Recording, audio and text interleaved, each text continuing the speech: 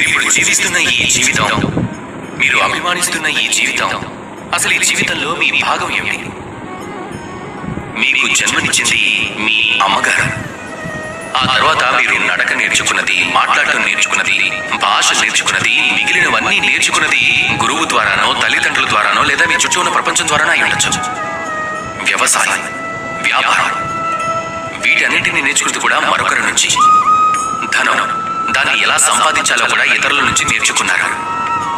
ధనం కూడా మరొకరి ద్వారానే సంపాదించుకున్నారు. గౌరవం కూడా మరెవరో మీకు ఇచ్చినదే.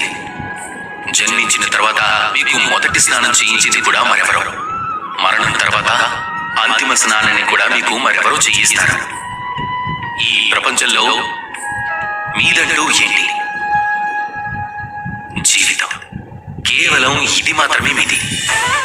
ఈ జీవితాన్ని సరైన మార్గంలో జీవించండి, దాన్ని పూర్తిగా ఉపయోగించుకోండి. అలాగే వీలైనంత మంచి పనులు చేయండి.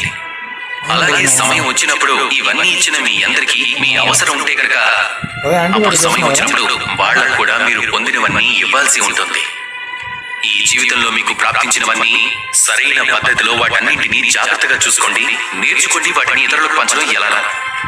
గుర్తుపెట్టుకోండి, ఈ ప్రపంచంలో మీది అంటూ ఏదీ లేదు. అలానే ఏదీ కూడా మీతో పాటు రాదు. రండి, నాతో పాటు ప్రేమగా చెప్పండి, రాధా కృష్ణ.